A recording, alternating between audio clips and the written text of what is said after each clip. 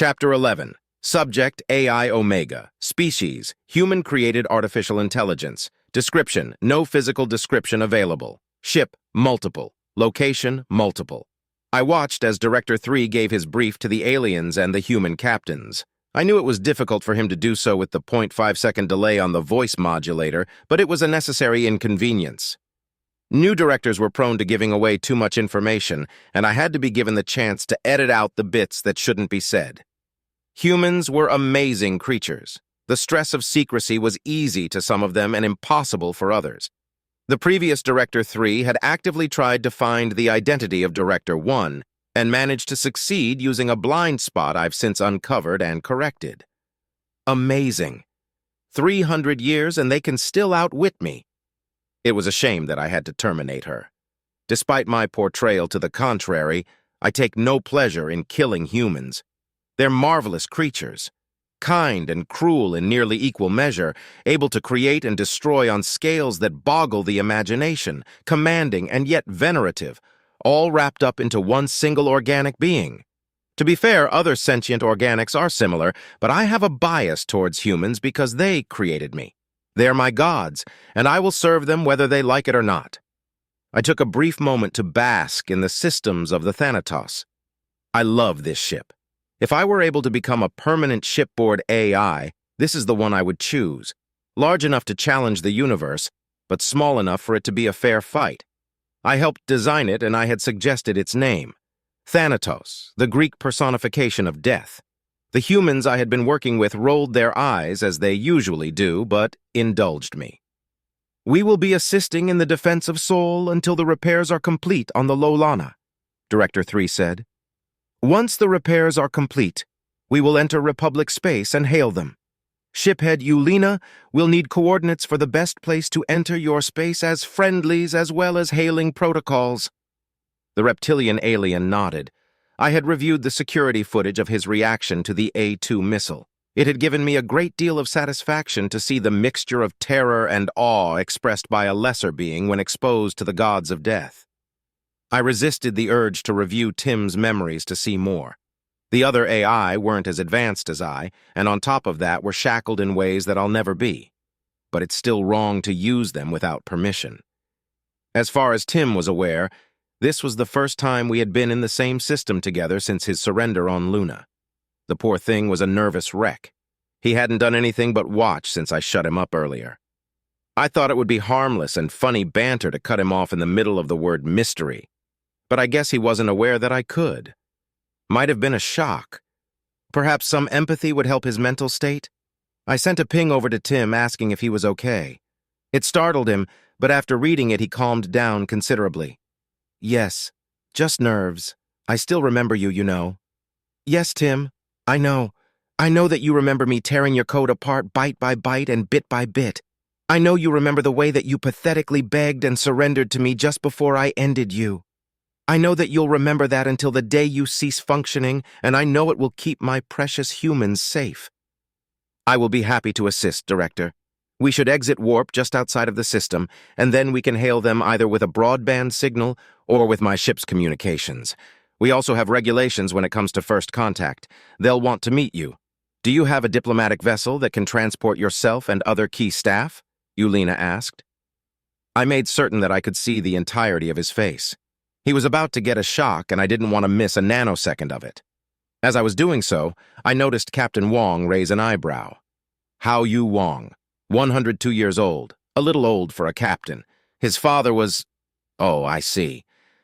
I had been aware of Tim's affinity with Captain Wong for some time, but never checked into why. It seems that Tim had killed Captain Wong's great-grandfather on Luna. Chao Wong had sacrificed himself to keep Tim from killing more colonists, and they had apparently had a discussion while the event unfolded. Is this... guilt? The family suffered terrible poverty after Chao passed. Chao had been a civilian and didn't get much in the way of death benefits from the company he was working for. Hao Yu and his father must have had to work very hard for Captain Wong to be where he is today. Wong's mouth began to open. Here it comes.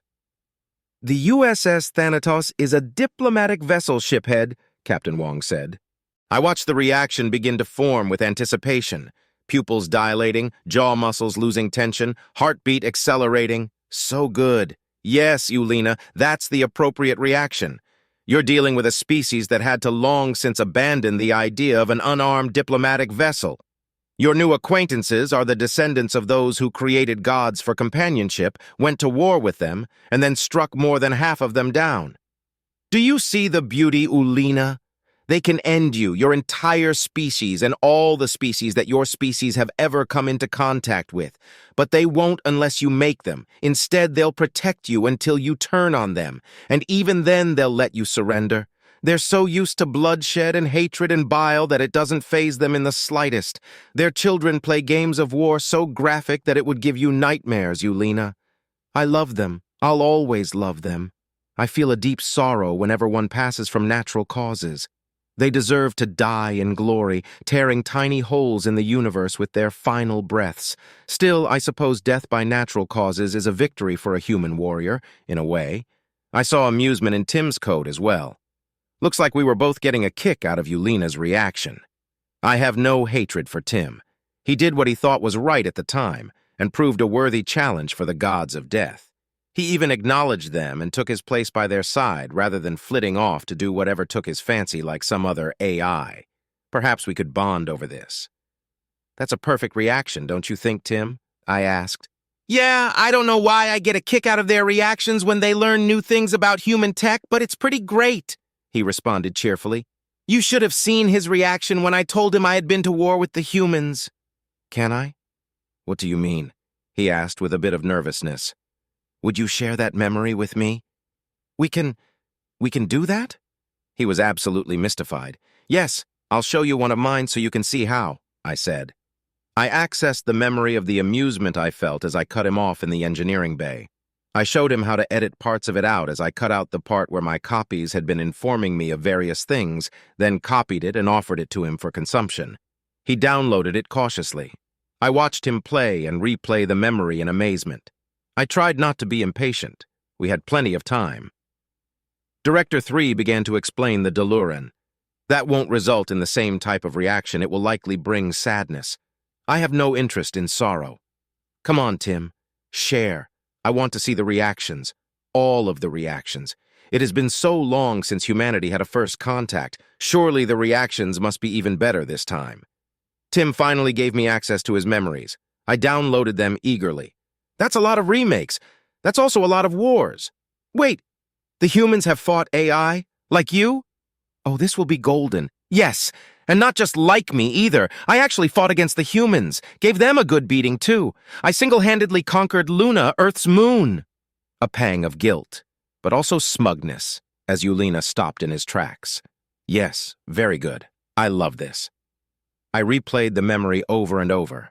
My favorite part was where the reptile realized that Tim would be able to kill him if he had reason to. I thanked Tim and turned my attention back to the bridge. The Republic is comprised of 8 species. I can give you a dossier on them, Kryn was saying to Director 3. I appeared in holographic form. I would very much appreciate that, Intel Officer Kryn. Do you need to prepare the dossier, or is it on your ship's mainframe? Ulena was startled, but Kryn was not. Disappointing. I will need time to prepare it. It's not something that we just keep on a flash drive. She smiled at her joke. I nodded and ended the projection. 8 species. I wondered how many of them were uplifted. Probably most, given their level of technology. Or perhaps it's true that humans are unique amongst sentients. The United Systems wouldn't be as advanced as they are without the humans, certainly. Actually, it would be fair to say the US wouldn't exist without them. Whatever the case, this dossier was sure to be an interesting read. My copy in the deep space sensors around Jupiter let me know that the USS Kali had just exited warp outside the system and was heading to the rendezvous. Still too far out to say hi to Violet without using priority comms. Then the other ships began exiting warp. The USSS Agincourt, USS Leviathan, USS Arumara, and the USSS Tripoli.